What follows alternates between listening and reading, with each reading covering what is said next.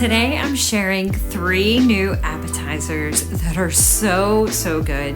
They are going to be perfect to take to any of your Thanksgiving events. I brought them to a party. I had friends over who enjoyed one of them, and the other I just fed to my family and they ate it all up. So any of these can be used for any occasion. This first appetizer, I'm starting with puff pastry sheet. You only need 1 sheet, and I am going to pinch the seams just to ensure no tearing occurs. And I'm going to use this pumpkin honey butter. Now I got this from a specialty store here locally, but I purposely sought this out. I saw it at one of the little festivals. It was a cute little event they were having, and I went back for this specifically for this appetizer. I knew it would be so good with Brie. So what I'm doing is I'm adding 2 tablespoons of the pumpkin butter. Now you can also use apple butter or any kind of fig jam or any kind of jam or jelly you want, but this pumpkin butter is going to be perfect for this time of year, and it's going to go so well with the Brie cheese, which I have taken the rind off the top of my Brie wheel, and now I'm scoring the cheese in both directions, and this is going to be perfect to just put on top of that pumpkin butter, and that's just going to help all that flavor seep into the cheese. Now I'm trimming my puff pastry sheet. I didn't want too much dough, so I'm just trimming that up, and then I'm going to wrap my little Brie wheel like a package.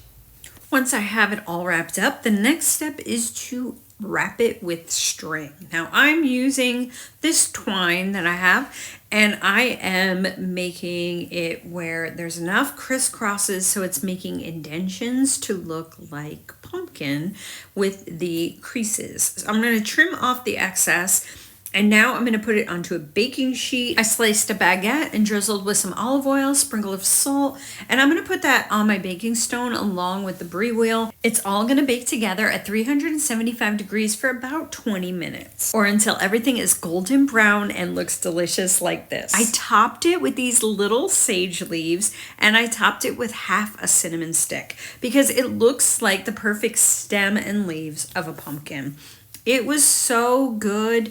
The cheese just melted and was so rich, and the pumpkin butter adds that sweetness, and then of course that puff pastry is the perfect thing to have all of it together on one piece of baguette. So good, so delicious, and it was so easy. So this is definitely going to be a hit at your Thanksgiving event. This next appetizer is the perfect thing to whip up when it is Thanksgiving, but also it's game day. It is the perfect game day food, but has that Thanksgiving vibe. We're starting with a bag of sweet potato tater tots.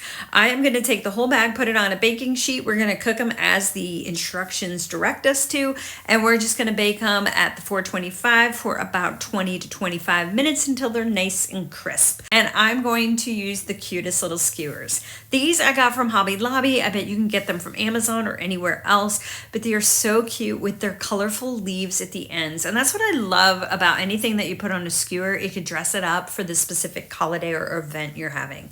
So I'm going to put 3 tater tots per each skewer, and I'm going to just place them around my round serving platter. Somehow I managed to get the exact right amount of tater tots to skewers, even with my son and my husband stealing a few of the tater tots. But I alternated the colors of the leaves, and now we're ready to put on all the toppings. All right, we're gonna do 1 sweet side, 1 savory side. The sweet side, we're gonna do homemade caramel. I'm drizzling some salted caramel all over.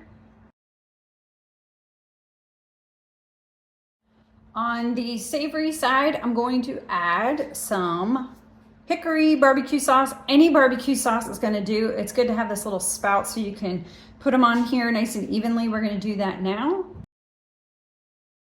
Next, I'm going to sprinkle on some cooked bacon that I cooked in the air fryer, got it nice and crisp, chopped it up, and I'm sprinkling it on both sides, the sweet and the savory side.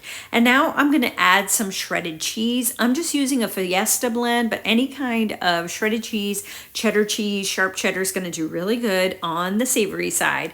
And then I'm going to top it with some chopped red onions. And on the sweet side, I'm just going to add just a little bit of sea salt on top.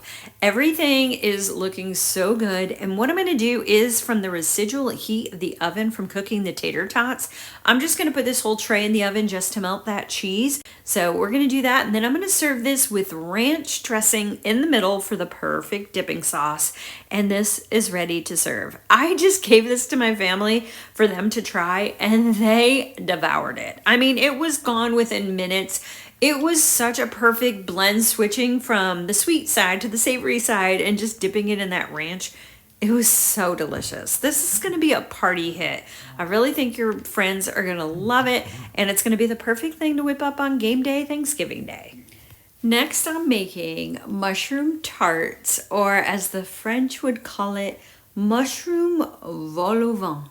We're going to start with another sheet of puff pastry. We're going to spread it out. We're going to take our rolling pin and just make it nice and thin, because we're going to cut circles out of this. Now, I'm going to try to get 15 circles out of it, and we're going to have them in 2 sizes. I'm going to start with a 3-inch size, which I just used my cocktail shaker. That was the perfect 3-inch circle round.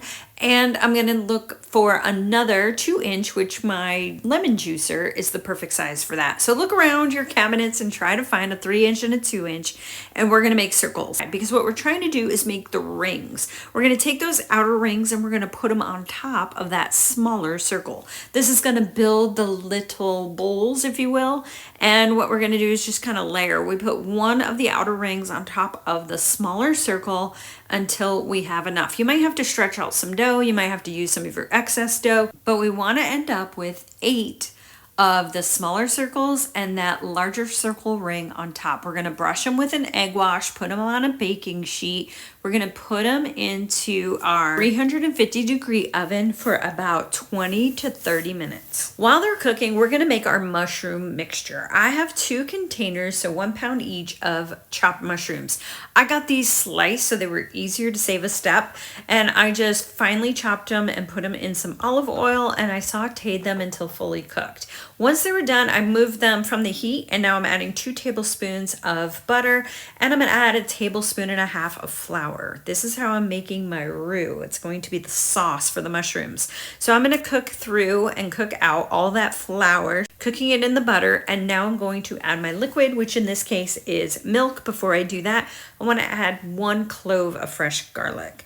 Then I'm going to add my milk very slowly. This is whole milk I'm using, and then I realized I did not have enough. The recipe called for 1/2 cup. That was not enough milk. It was going to need a lot more, so it ended up probably being about a full cup. I used all the rest of the milk I had on hand, and then I used 1/2 and 1/2, but you can also use heavy whipping cream, which I would do next time, to make it even more rich. And my son helps me with this part because he was really my little sous chef, as he kept telling me, you got to keep stirring, Ma, you got to keep stirring. So I let him do the stirring. I added the liquid, and he was right. You got to continuously stir as you add the liquid, and you will end up with a nice, smooth, creamy sauce. Once I had that right consistency, it was time to add back in those mushrooms. I added fresh thyme, fresh parsley, mix that all together. The fragrance was amazing. And now I'm going to scoop those into my little shells. My little puff pastries puffed up nicely. And what I did was just take a spoon to kind of press in the middle. They kind of had this little crust, and I just pressed down so all this little topping of the mushrooms could go evenly and nicely right into the little puff pastry. It was perfect. It made these little bowls.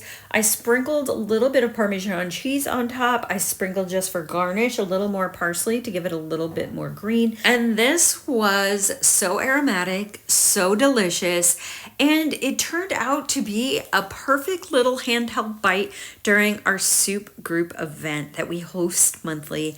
It was so good to go with our soups, and that is what's so great about this. It could be an appetizer or it could be a side dish, but it is going to be delicious and everyone's going to love it. I would love if you would tell me in the comments what was your favorite, which one would you make, and let me know what is your favorite Thanksgiving appetizer. I'm always looking for new ideas. Thank you so much for watching. I look forward to seeing you on the next video.